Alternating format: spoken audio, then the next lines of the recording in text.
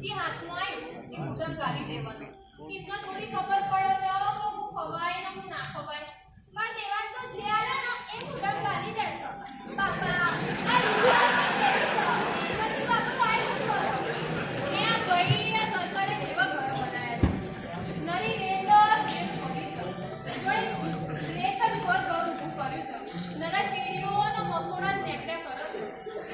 ના ભાઈ આ સરકારી મકાનનું તો આવું જ હોય.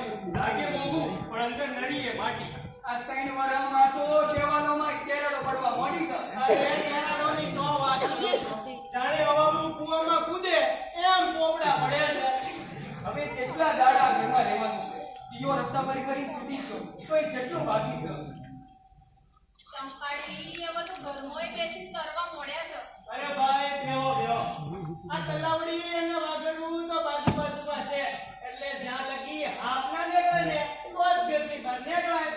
અરે દિવસ આખાય ગામનું પાણી અંદર ભરાય છે. જો વધારે વરસાદ આવે તો એનું એક ખોટું ઊભું ના રહે. ના દિયો એના બાપાને વરસાદ જ જો આવે છે. ઈમાં કોઈ હાવાય પડી જાય એવું તો નથી. અલિયા ભાઈ વરા જોરદાર પડશે કાંઈ ખબર પડશે. અત્યારથી શું કરવા વેર બગડાય કરો છો? એ હા હવે આજથી દાસી માની બાધા રાખજે. પણ ઓનો ચો ચીડિયો કાઢી છે. તે વળી દાસીમાની બાધા રાખવી પડો. હવે ડાકણ કરવાનું રાવા દે. એ પાછી છે ત્યાં ચીડિયો કવડી છે. અરે આ મોકોડા તો ચીડિયો નાય બાપ કેવાય બાપ. એ બનાઈને દાસી માને ચડાઈ આવજો. અને આ ચીડિયા રૂઈ પૂછે ઓ પાછી આ સુકરો બસી ગયો એનો પાર માન પાર. સંતો આ સવીમાં હાચું કહેશો. આ ચીડિયો મકોડા તો ભલભલા નાગોને ખોલી ખાય. આ શેર સવા શેર કુલેરમાં દારૂ લૂંટાઈ જવાનું છે. પણ હું ચો ના કહું છું. એ આવો અંબામાં આપણે કુલેર બનાવી દઈએ.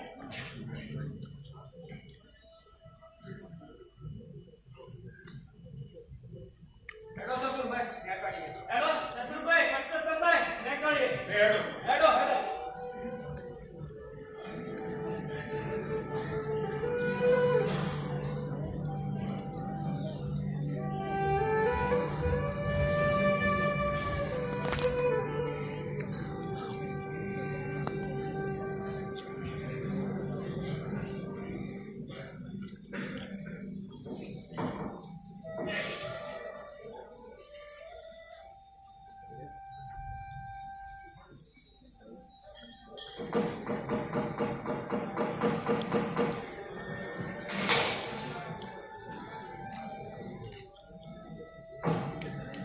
દાદલા બતાતું આવી ગયો.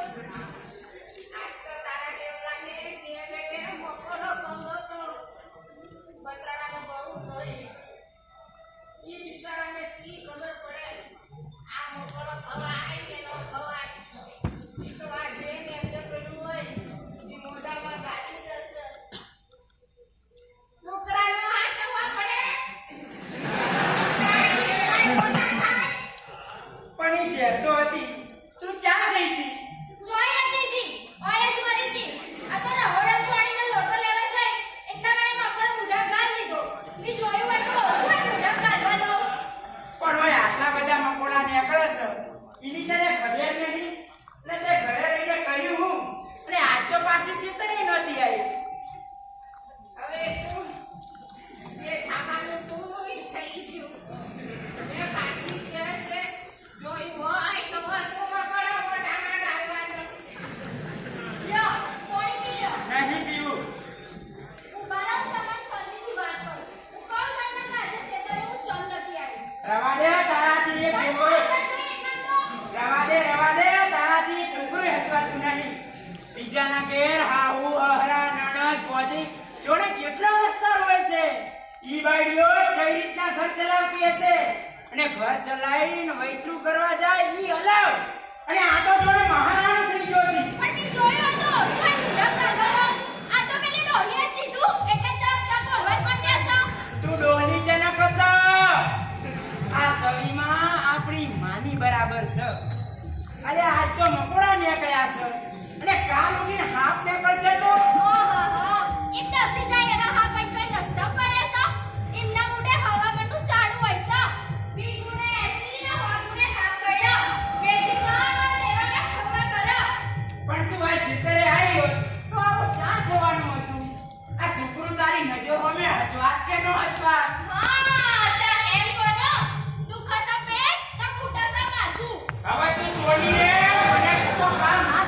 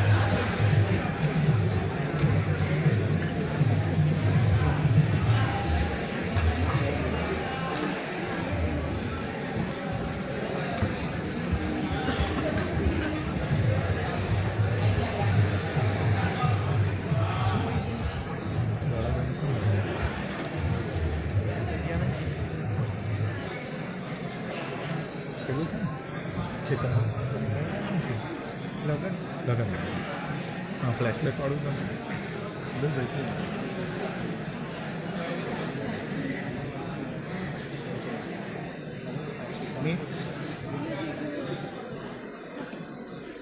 લાઇટ ઓન कर देने बना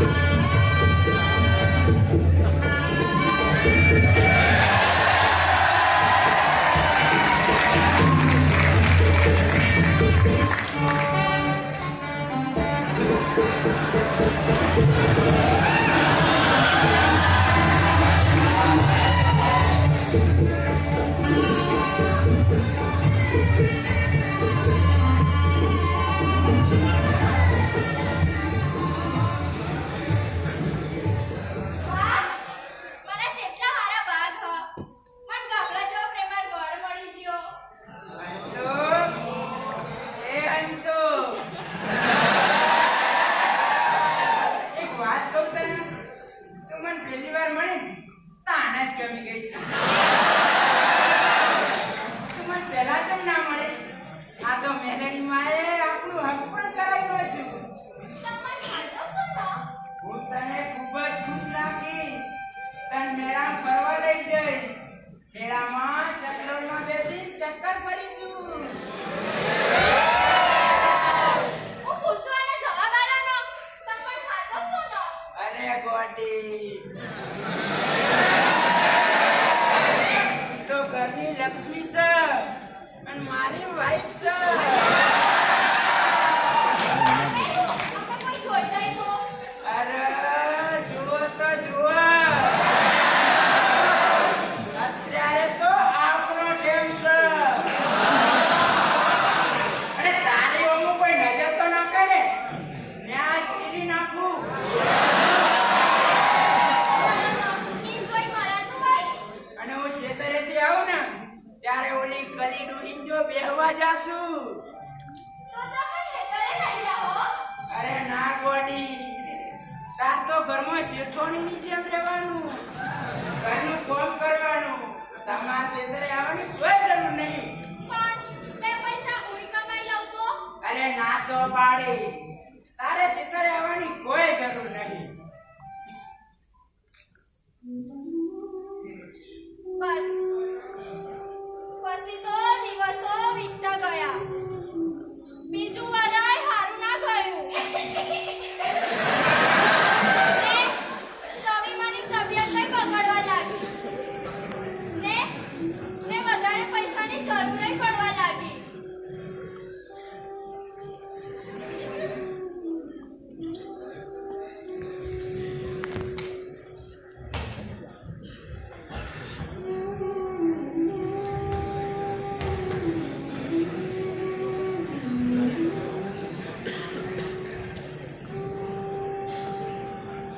કમ્પ્લીટ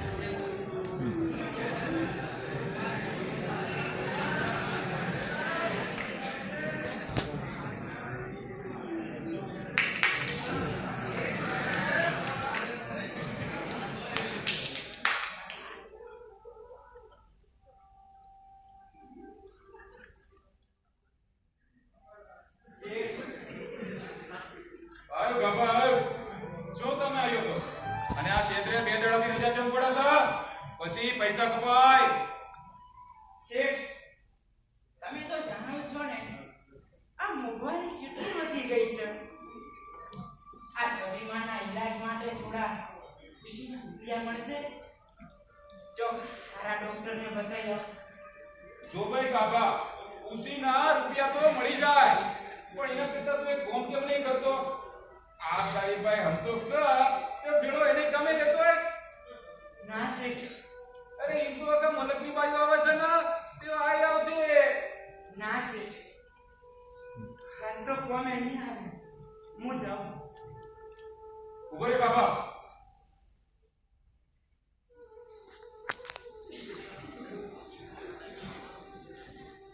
આ લે પૈસા ઉસીના જ્યારે પાછા આપવાના થાય ત્યારે આપજે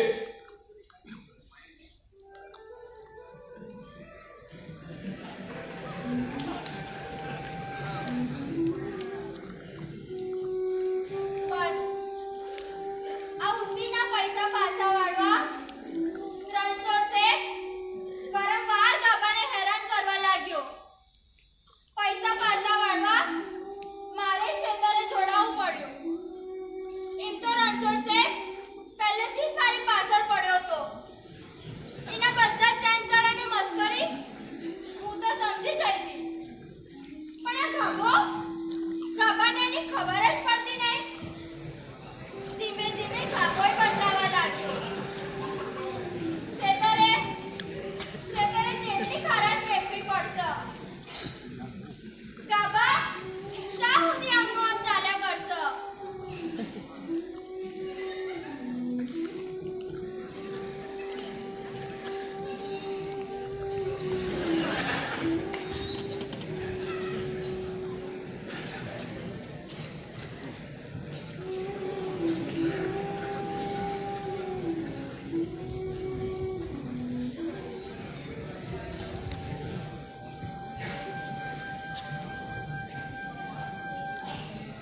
કાકો હા શેઠ. અને પેલા એક પેલે લેતો આવજે યા સતીભાઈ બેઠો કે રહ્યા? લે ચેટલી વાર અરે આયા છે તો.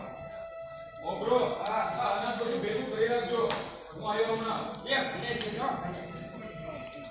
એ લીલી તુવેર હુકી તુવેર એના પાછા જોડે મારા મનના મેના રાણી અરે મન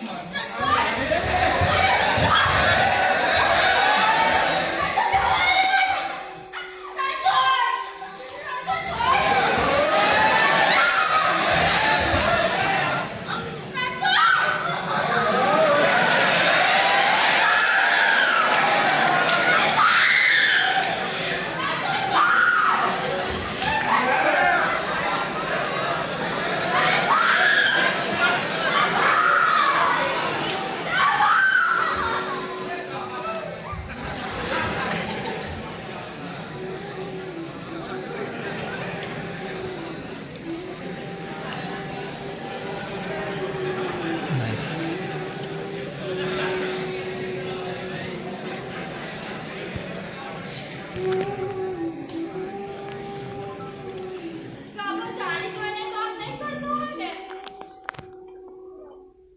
ના ના, ગાભો એવો નહીં. પોતાની બાળીનો બીજો આદમી લઈ જાય એ જીયા પુરુષનો ગાભો.